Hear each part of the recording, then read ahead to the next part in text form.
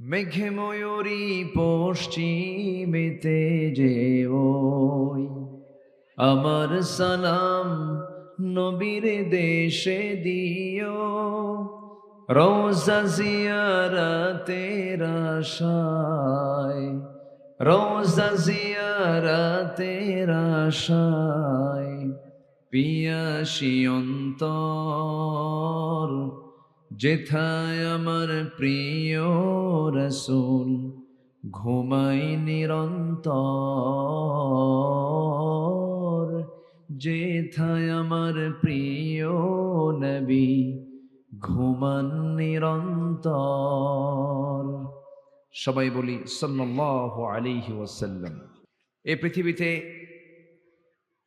বিভিন্ন ইনস্টিটিউট, বিভিন্ন একাডেমি, যেরকম সুইডিশ একাডেমি প্রতি বছর নোবেল পুরস্কার দেয়, বিশ্বের কিছু বিশেষ অবদানের জন্য কিছু সোরকেও দেয়, খারাপ লোকগুলোকে দেয়। তো যাই হোক, বিভিন্ন ইনস্টিটিউট বিভিন্ন পুরস্কারে পুরস্কৃত করে। আমরা এমন একটা আয়াত থেকে আজকে কথা বলবো যে আয়াতের শেষে আল্লাহ রাব্বুল আলামিন বান্দাকে পুরস্কারের ঘোষণা দিয়েছেন। দুটো সার্টিফিকেট তিনি দিবেন যদি কোনো বান্দা উল্লিখিত আয়াতের কাজগুলো করতে পারে। একটা সার্টিফিকেট হচ্ছে আল্লাহ পাক নিজে বলছেন, আমি তাদেরকে সিদ্দিক খেতাব দেব, সিদ্দিক, আর আমি তাদেরকে মুত্তাকির খেতাবে ভূষিত করে আমি তাকে জান্নাত দিয়ে দেব। তাহলে আমরা পুরস্কার পেতে চাই কার দফতর থেকে বলেন তো? আসতে বলবেন না, কার দফতর থেকে? আল্লাহর দফতর থেকে। তো সেই উল্লিখিত আয়াতের ভিতরে আল্লাহ রাব্বুল আলামিন 6টা কাজের কথা বলেছেন। 6টা কাজ যদি কোনো বান্দা করতে পারে, সে হচ্ছে আমার দফতর থেকে পাওয়া সিদ্দিক এবং মুত্তাকি। আল্লাহ যদি কাউকে এই সার্টিফিকেট দিয়ে দেন, তার কি কোনো চিন্তা থাকার কথা? আসুন, আমি আগেই পয়েন্ট আউট করে দিলাম। আসুন এখন আমরা একটু এক্সপ্লেনের দিকে যাই, ব্যাখ্যার দিকে যাই। তাফসীর মাহফিল, তো এই তাফসীর মাহফিলের নামের এই সূচনা করেছেন, আগে এই মাহফিলগুলোর নাম এটা ছিল না, ছিল ওয়াজ মাহফিল, ইসলামী জালসা, ইসালে সোয়াব, আজিমুর শান, মহাসম্মেলন, এরকম বিভিন্ন ধরনের নাম ছিল। কিন্তু এই যে তাফসীরুল কোরআন মাহফিল, এটার নামটার উপকার হচ্ছেন এদেশের ইতিহাসের একজন কিংবদন্তি শহীদ আল্লামা দেলওয়ার হুসাইন সাইদি রাহিমাহুল্লাহ। বলি আলহামদুলিল্লাহ। আল্লাহ রাব্বুল আলামিন বলেন, লাইসাল বিররা আন তুওয়াল্লু ফুজুহাকুম কিবালাল মাশরিকি ওয়াল মাগরিবি ওয়ালাকিন্নাল বিররা মান আমানা বিল্লাহি ওয়াল ইয়াউমিল আখির ওয়াল মালাইকাতি ওয়াল কিতাবি ওয়ান নাবিয়্যিন وآتى المال على حبه ذوي القربى واليتامى والمساكين وابن السبيل والسائلين وفي الرقاب وأقام الصلاة وآتى الزكاة والموفون بعهدهم إذا عاهدوا والصابرين في البأساء والضراء وحين البأس أولئك الذين صدقوا وأولئك هم المتقون। جربون الله أكبر। سورة البقرة আয়াত নম্বর 177। আল্লাহ রাব্বুল আলামিন বান্দাকে বলছেন, ঠাকঠুক মেরে তুমি তোমার চেহারা তুমি কিবলামুখী করেছো, পূর্ব অথবা পশ্চিম দিক, আর ভাবতেছো আমি বিশাল বড় সফল হয়েছে। না না, প্রকৃত সফল যদি হতে চাও, প্রকৃত মুত্তাকি যদি হতে চাও, প্রকৃত পুণ্যবান যদি হতে চাও, এই 6টা কাজ তুমি তোমার জীবনে বাস্তবায়ন করো। আমি আল্লাহ নিজে তোমাকে সিদ্দিক আর মুত্তাকি খেতাব ভূষিত করবো। জোরে বলেন সুবহানাল্লাহ। সম্মানিত ভাইয়েরা, কোরআন এমন একটা কিতাব যে কিতাবে প্রশ্ন আল্লাহ পাক দিয়েছেন, উত্তরও দিয়ে দিয়েছেন। প্রশ্ন দিয়েছেন, উত্তরও দিয়েছেন। পরীক্ষার কোনো হলে কি প্রশ্ন উত্তর দুটো একসঙ্গে থাকে? শুধু কি দেওয়া থাকে? প্রশ্ন। আর কোরআনে আল্লাহ পাক জান্নাত পাওয়ার জন্য প্রশ্নও দিয়েছেন, উত্তরও দিয়েছেন। কেউ তো সুবহানাল্লাহ বললেন না। আল্লাহ উত্তর দিয়ে দিয়েছেন, যা তোর প্রশ্ন দিলাম, উত্তরও দিলাম, রেডি কর, জান্নাতে যা। জোরে বলি সুবহানাল্লাহ। কিন্তু বান্দা তাও উত্তর লেখে না, তাও প্রস্তুতি নেয় না। এটাই তো বান্দার সমস্যা। সম্মানিত ভাইয়েরা, কোরআন তো এমন একটা কিতাব যা শুধু মানে নামাজের কথা বলে না, আনুষ্ঠানিক কিছু শুধু ইবাদতের কথা বলে না, সব সমস্যার সমাধানে কোরআন সবার আগে। জোরে বলি সুবহানাল্লাহ। এমন কোন দিক নাই যে দিকে কোরআন কথা বলেনি। জোরে বলি সুবহানাল্লাহ। সব বিষয়ে কোরআনের বক্তব্য আছে না নাই? অস্পষ্ট না সুস্পষ্ট? সুস্পষ্ট বক্তব্য আছে। কিন্তু কোরআন নিয়ে আমার দেশে কিছু কিছু বুদ্ধিজীবীদের একটি অ্যালার্জি আছে, একটি সমস্যা আছে। এরা বলে কি জানেন, কোরআনকে আপনারা কেন রাজনীতির মধ্যে নিয়ে আসেন? এটা ধর্মীয় কিতাব, মানে ওরা চুরি করবে, বুঝলেন নাই? ওদের ধান্দা হচ্ছে আবার চুরি করা। বলে যে কোরআন হচ্ছে ধর্মীয় কিতাব, এটাকে আপনারা আবার এইগুলো আবার এই রাজনীতির দিকে নিয়ে আসেন কেন, রাজনীতির দিকে? রাষ্ট্র আর ধর্ম তো আলাদা জিনিস। যে বলবে রাষ্ট্র এবং ধর্ম আলাদা জিনিস, ওই চেঙ্গিস খান। ও কি খান বল? চেঙ্গিস খান কি ছিল? স্বৈরাচার শাসক ছিল। আমার দেশে চেঙ্গিস খান তো বিদায় নিছে, এখন নাই আর। হায় রে হায়, কি করলো? এমন কোন আলেম নাই যে আলেমের নামে মামলা ছিল না 16 বছর। আমার 2018 সালে এই কি হয়েছে, ওনাকে কিচ্ছু বলেন না, ও থাকুক, ওদেরকে যত মানে পাগলা নাও ঢুলাস না, পাগলা না মানে নৌকা নৌকা ঢুলাস না। আমার তো মনই ছিল না। বিষয়টা এরকম না, কিছু কিছু ব্যক্তি আছে যাদের সঙ্গে বেশি কিছু করতে গেলে আরো হিতে বিপরীত হয়ে যায়। থাকুক, ও থাকুক, আপনারা কৌশল বোঝেন নাই তো। ওর হাতে কিছু বাদাম দেন, অথবা একটা জুস দিয়ে দেন, অথবা একটা অফার দেন। না অফার দিয়ে টান লিখে যাবে নাকি? তাই একটু অফার দিতে হয়। আচ্ছা, আমার দিকে তাকান এখন। 2018 সালে, হ্যাঁ 2018 সালে আমার বাড়ি প্রায় 250 পুলিশ দিয়ে ঘেরাও করলো। আমি বিশাল বড় সন্ত্রাসী তো। ঘেরাও করলো, ঘেরাও করে আমার ধরে নিয়ে থানায় জমা দিল। থানায় জমা দিল, বুঝলেন নাই? আমি অফিসারের সামনে, ওসির সামনে বসে আছি। আমার সাথে খারাপ আচরণ করেনি ওই ওসি। আমাকে দেখে সালামি দিলেন, সালাম দিয়ে বলেন, হুজুর খুব লজ্জা পাচ্ছি। কিছুক্ষণ পর দেখি তার চোখে পানি। বললাম, আপনি কাঁদেন কেন? হুজুর আমি আপনার খুব ভক্ত। কে ধরছেন কেন? হুজুর ধরছি কি, আমি উপর থেকে চাপ আসে, কি করব, বাধ্য হচ্ছে হুজুর। চাকরি বাঁচান তো ফরজ। আমি বললাম, ইমান বাঁচান তো নফল। মামলা একখান দিয়া ঢুকায় দিল, কোর্টে নিল, জামিন নামঞ্জুর করলো। এত বড় আসামি, বুঝলেন, জামিন নামঞ্জুর। ঢুকায় দিল জেলখানায়। ঢুকলাম, দেখি মুরব্বী একটা সামনে দাঁড়ানো, 80 থেকে 85 বছর বয়স। আমার দিকে সালাম দিয়া খুব খুশি আমাকে দেখে, বলতেছে, হুজুর আপনি জেলখানায় ঢুকছেন? খুব খুশি হলাম। তো বললাম, ঢুকলাম জেলখানায়, খুশি হলেন আপনি, এটা কেমন কথা? হুজুর মাহফিল শুনতে যাই, কত দূর থেকে ওয়াজ শুনি, কাছে পাই না, মোসাফা করতে পারি না। এত সুন্দর কাছাকাছি ধরা দিলেন, দোয়া করে আপনি ভিতরেই থাকেন।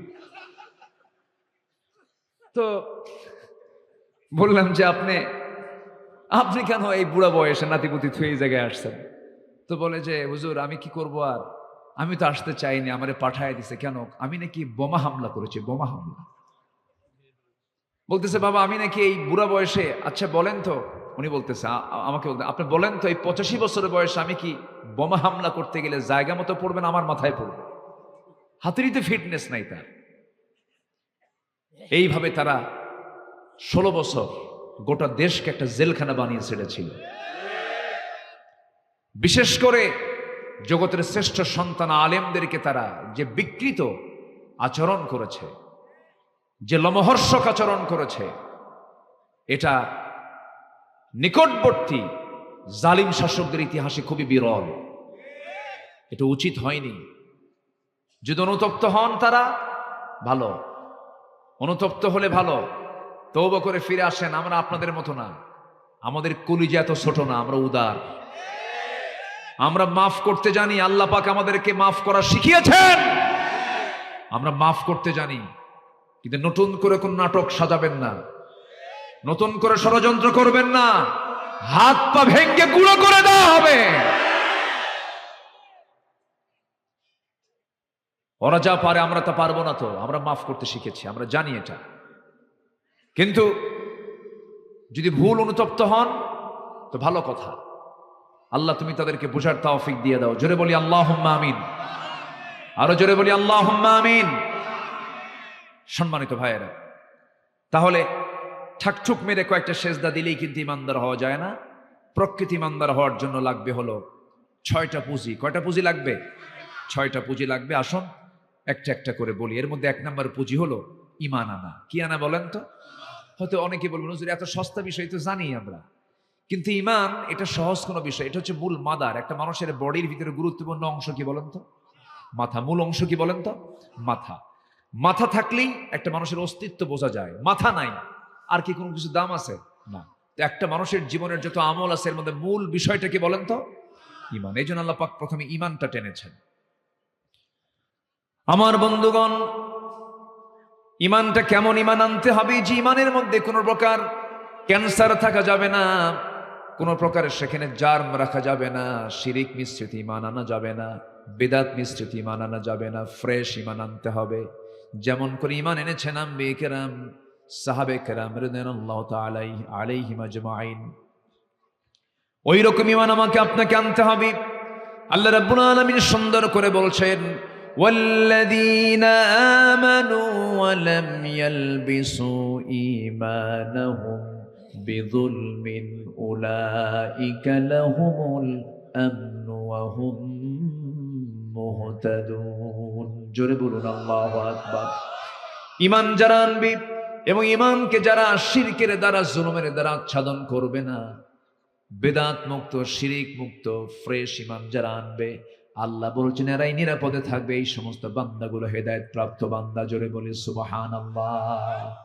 আমার দেশে সন্ত্রাসী ঈমানদার আছে না নাই? কি ঈমানদার? সন্ত্রাসী আবার ঈমানদার। কিন্তু অভিনেতা ঈমানদার আছে না নাই? অভিনয় করে, মহিলা মানুষ খালি গায়ে নাচে। কি গায়ে নাচে? খালি গায়ে উলঙ্গ হয়ে নাচে। আবার ওমরায় যায়, ওমরায় গিয়ে সেখান থেকে ফেসবুক লাইভে এসে বলে, প্রিয় দেশবাসী, আমি ওমরায় করতে এসেছি, আপনারা আমার জন্য সবাই মিলে দোয়া করবেন। প্রিয় দেশবাসীর কাছে আমি দোয়া চাই, আমি যেন ওমরার কাজ সম্পূর্ণ করে দেশে ফিরে যেন সিনেমার বাকি কাজ সম্পূর্ণ করতে পারি। তাহলে এরাও কিন্তু অভিনেতা ঈমানদার। কি কি কি কি কি বলেন তো? অভিনেতা ঈমানদার, সন্ত্রাসী ঈমানদার, এরকমও আছে। এগুলো কি ঈমানদার বলে না? ঈমানদার হতে হলে নোংরা অভিনয় বাদ দিতে হবে, সন্ত্রাসী কার্যক্রম বাদ দিতে হবে, বেনামাজি চরিত্র বাদ দিতে হবে, ফাঁকিবাজি বাদ দিতে হবে, মিথ্যা বাদ দিতে হবে, গীবত বাদ দিতে হবে, হক নষ্ট করা এই সমস্ত চরিত্র বাদ দিতে হবে। এগুলো বাদ দিয়ে যারা ঈমানটাকে যারা ফ্রেশ রাখবে, আল্লাহ রাব্বুল আলামিন তার ঈমানকে কবুল করবেন। আমার বন্ধুগণ, আমার দেশে বহু লোকের নামই আছে ঈমান আলী। আছে না? নাম কি? ঈমান আলী। নামাজ পড়ে না, আছে কি না? নাম হলো ফজর আলী। হয়তো ফজরের সময় সন্তানটা হয়েছিল, মা শখ করে নাম রেখেছে ফজর আলী। কিন্তু ফজর আলী ফজরে না উঠে সকাল 10টায় ওঠে, নাম রাখছে কি? ফজর আলী। নাম হলো আতর আলী, গোটা গায়ে গাজার গন্ধ। নাম হলো হিম্মত আলী, সাইকেলের চাকা বাসটলি শীত হয়ে পড়ে, নাম রাখছে হিম্মত আলী। নাম হলো বাদশা মিয়া, ভিক্ষা করে। নাম কি? বাদশা মিয়া ভিক্ষা করে। নাম হলো খোকা মিয়া, বয়স হলো 80 বছর, না মিয়া। নাম হলো লাল মিয়া, কিন্তু লোকটা কালো। নাম দিয়া বংশ দিয়া আল্লাহর সামনে সম্মান পাওয়া যাবে না। বংশ দিয়ে যদি সম্মান মিলে যেত, আমার নবীর বংশ আর আবুল হাবের বংশের মধ্যে কোনো তফাৎ আছে নাকি? আবুল হাবের বংশ কুরাইশ, আমার নবীর বংশ কুরাইশ, লাভ তো নাই। আবুল আহাব জাহান্নামে চলে যাবে, বংশ দিয়ে কোনো কাজ হবে না।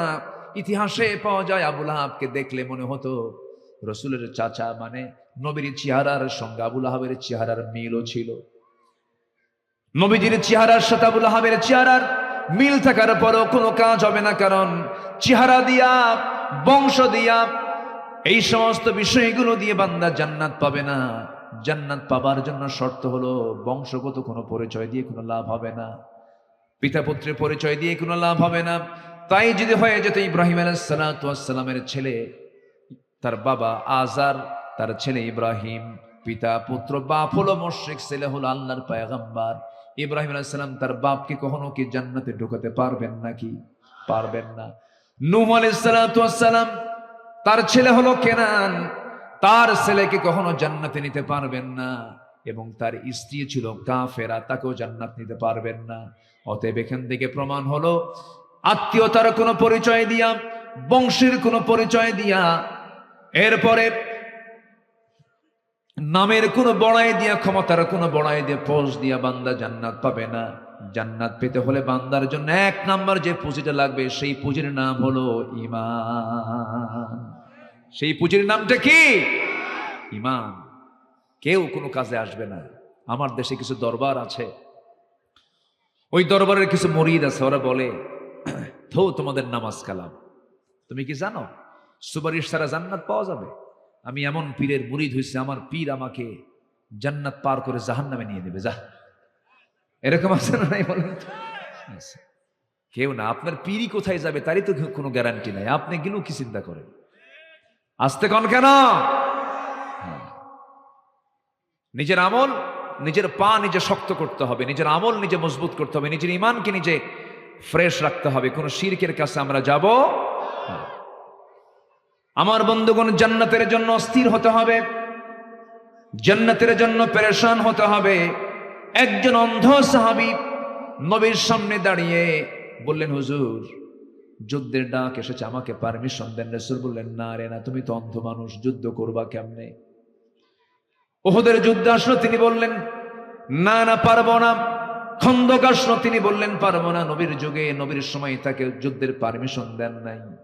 প্রথম খলিফা আবু বকর সিদ্দিক রাদিয়াল্লাহু তাআলা আনহু, তিনি বলছেন, ওই অন্ধ সাহাবী এসে প্রথম খলিফার সামনে দাঁড়ায় বলছে, আমার খলিফা ভাই আবু বকর, একটু পারমিশন দেওয়া যায় নাকি? না, দেওয়া যাবে না। রাসূল যাকে পারমিশন দেয় না, আমি তাকে যুদ্ধের পারমিশন দিতে পারবো না, কারণ তোমার চোখ নাই। দ্বিতীয় খলিফা ওমর ফারুকের শাসনামলে তিনি এবার এসে সেকেন্ড খলিফাকে বলছেন, ভাই ওমর, আমার নবীজি সারা জীবন চেষ্টা করেছে, রাসূল আমাকে জিহাদে যেতে দেন নাই। প্রথম খলিফাও জান্নাতে জিহাদে যেতে দেন নাই, কিন্তু আমার ওমর দ্বিতীয় খলিফা, আজকে আপনার কাছে বড় আশা নিয়ে দাঁড়িয়েছি। আমার কত বন্ধুরা বদরে অংশগ্রহণ করে, জিহাদে অংশগ্রহণ করে শহীদ হয়ে জান্নাতে চলে গেল, উহুদেও জান্নাতে চলে গেল, খন্দকেও জান্নাতে চলে গেল। কিন্তু এতগুলো যুদ্ধ শেষ হলো, সব জান্নাতের বাসিন্দা হয়েছে, আর আব্দুল্লাহ ইবনে মাকতুম এখনো দুনিয়াতে পড়ে আছে, এখনো দুনিয়াতে পড়ে আছে। একটু দয়া করে ওমর, আজকে তুমি আমাকে মানা করবা না, আমি যুদ্ধে যেতে চাই, আমাকে যুদ্ধের পারমিশন দিয়ে দাও। ওমরে ফারুক বলছেন, ভাই আব্দুল্লাহ, আমি আপনাকে পারমিশন দেবো কেমন? আপনি তো চোখে দেখেন না। এবার তিনি বলছেন, আমি জানি আপনি আমাকে এমন কথা বলবেন, আমি চোখে দেখি না, কিন্তু যুদ্ধে গিয়ে কি সবাই যুদ্ধ করে নাকি? না।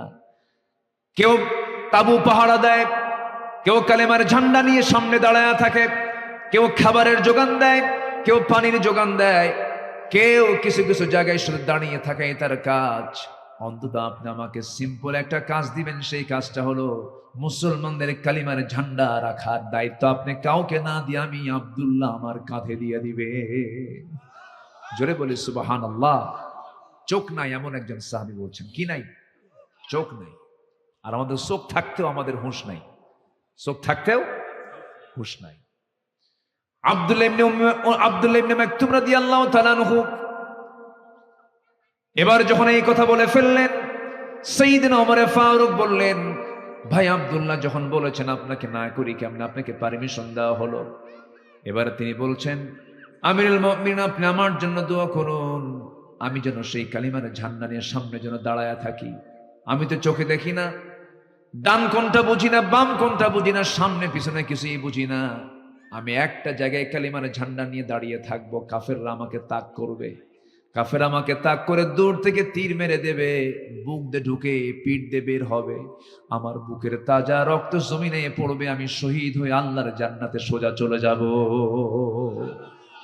জোরে বলি সুবহানাল্লাহ, আর জোরে বলি সুবহানাল্লাহ।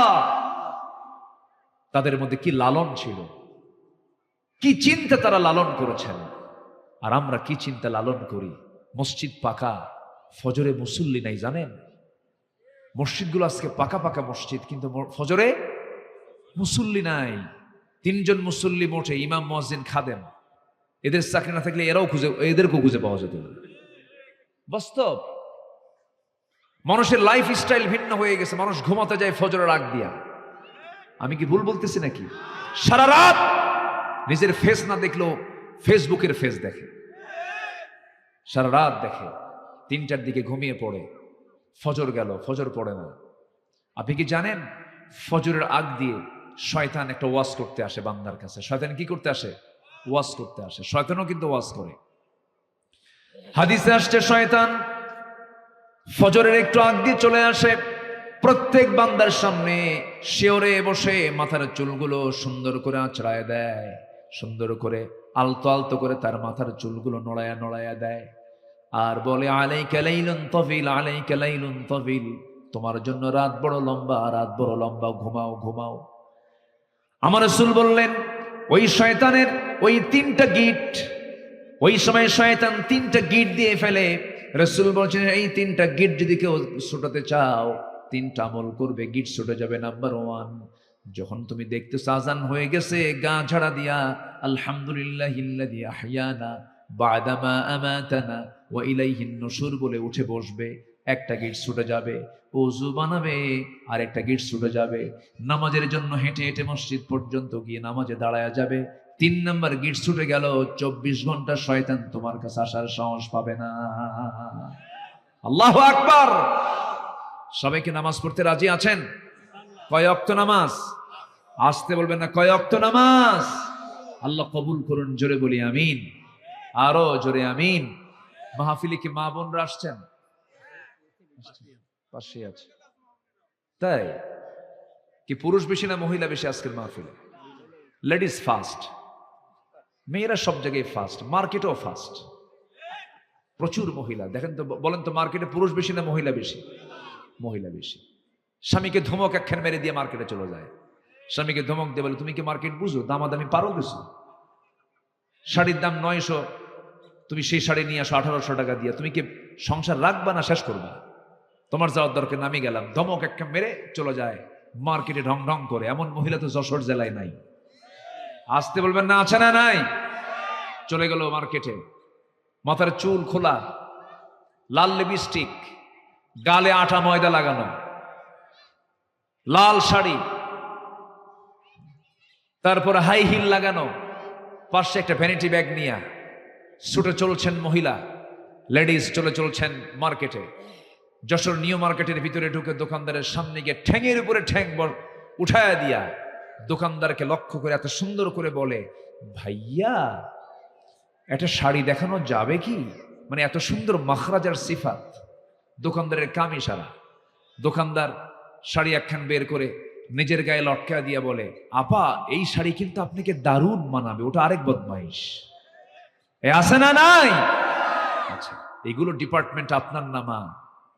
আপনি যদি আজকে সংযত হয়ে চলতেন, আজকে যদি আপনি পর্দার মধ্যে চলতেন, আজকের সমাজের দৃশ্য এমনটা হতো না আমাদের, ঠিক কিনা?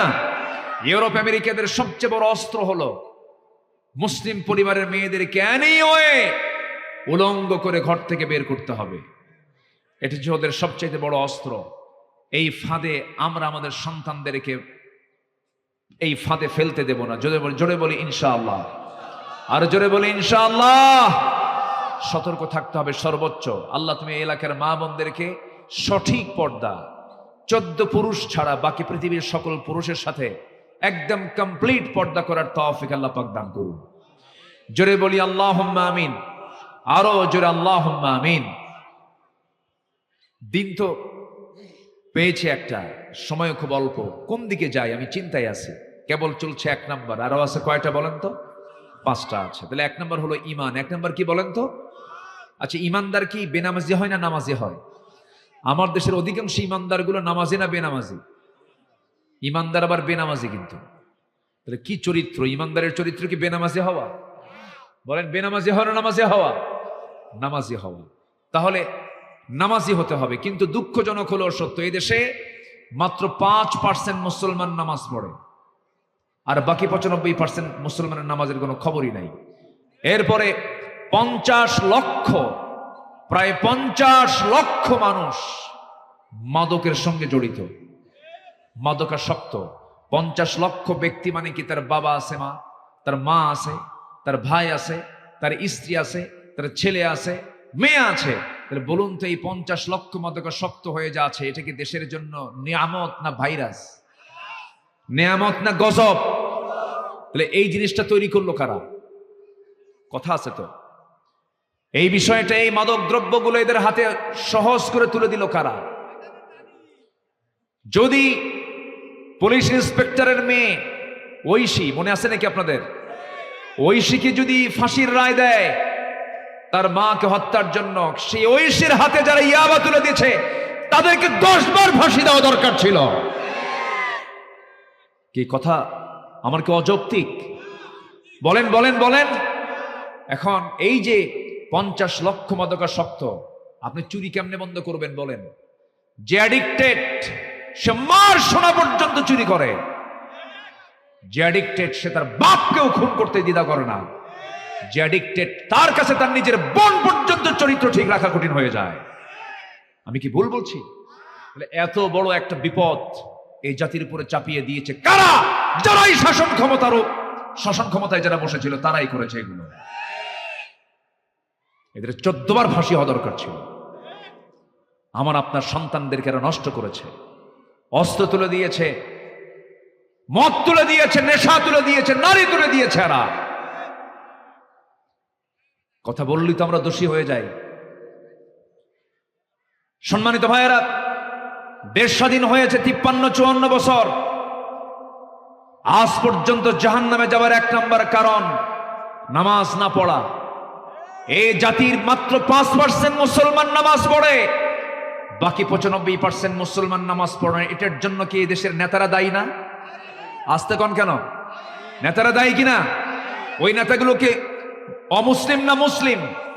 মুসলিম নেতা হয়ে যে নেতা নামাজের জন্য পেরেশান হয় না, সে মুসলমানদের নেতা হতে পারে না। ওই সমস্ত নেতৃত্বের মুখে আমরা জুতা মারি, থুতু মারি। রাজি আছেন কারা কারা? হাত উঁচু করে দেখান মুসলমান।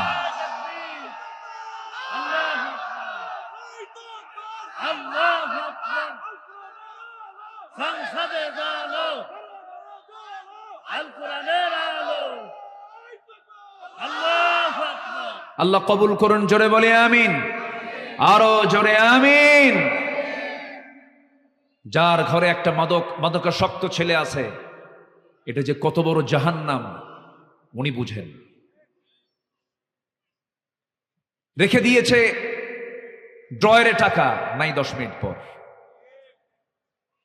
পাশের বাড়ির মহিলার কানের দুল নাই, আরেকজন প্রতিবেশীর ছাদের কাপড় নাই, অথচ ওই ছেলে ছিল সম্ভ্রান্ত পরিবারের সন্তান। কিন্তু এগুলো কেন করেছে?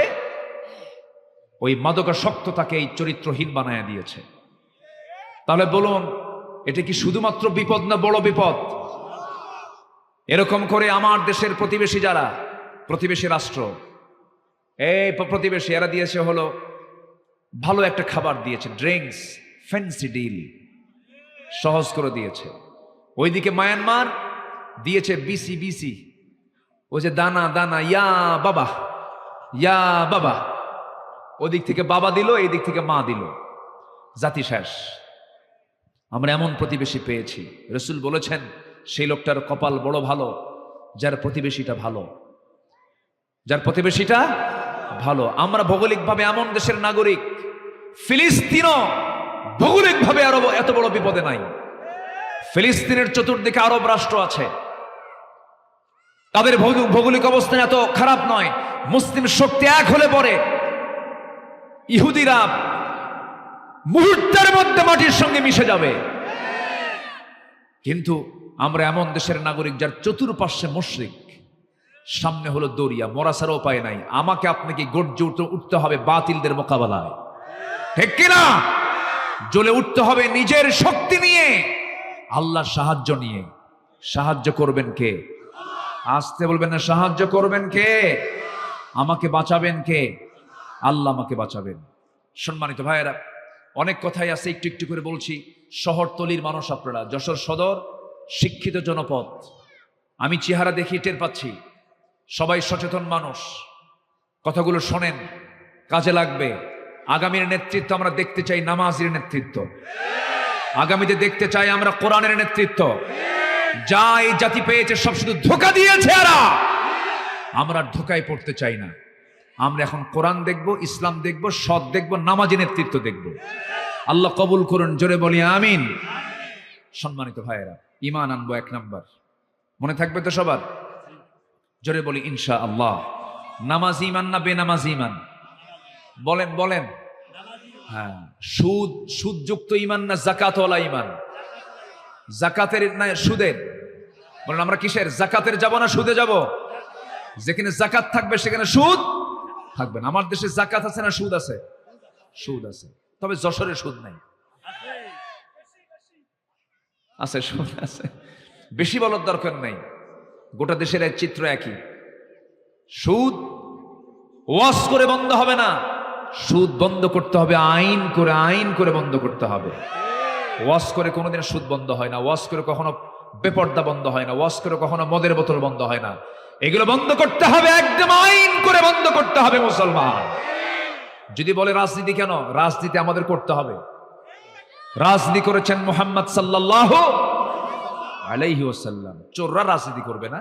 রাজনীতি করার দরকার কি খারাপদের না ভালোদের? বেনামাজির না নামাজির? হ্যাঁ, ভালো লোকের রাজনীতি করতে হবে। খারাপ লোক আমরা দেখেছি অনেক, আর দেখতে চাই না। জোরে বলি ইনশাআল্লাহ, আরো জোরে বলি ইনশাআল্লাহ। চাঁদাবাজি ছিল, এখনো আছে না নাই? আসতে বলবেন না, আছে না নাই? তাদের উদ্দেশ্য করে বলতে চাই, সন্ত্রাসী চাঁদাবাজি ছিনতাই করে টিকতে না পেরে ভাঙ্গা হেলিকপ্টারে দিল্লি গেছে, কিন্তু ঠিক কিনা? এগুলো করে কিন্তু টেকা যাবে না। লাইনে আসেন, লাইনে আসেন, লাইনে আসেন। আল্লাহ বুঝার তৌফিক দান করুন, জোরে বলি আমিন। সবকিছু ফুরে যাবে, কিচ্ছু করতে পারবেন না। 16 বছর হাক ডাক কম দেয়নি, বহু হাক ডাক দিয়েছে, খালি কইছে খেলা হবে, কইছে না খেলা হবে, কইছে না খেলা হবে, কইছে না। যে কইছে খেলা হবে সে এখন নাই, খেলবে কোথায়? ঠিক কিনা? হ্যাঁ হ্যাঁ, কষ্ট পাচ্ছেন নাকি আপনারা? আমার দিকে তাকান। তাহলে 6টা কাজের 1 নাম্বার কাজ আজকে আমরা শিখে নিলাম, আরো 5টা। জোরে বলি ইনশাআল্লাহ। নাম্বার 2 হচ্ছে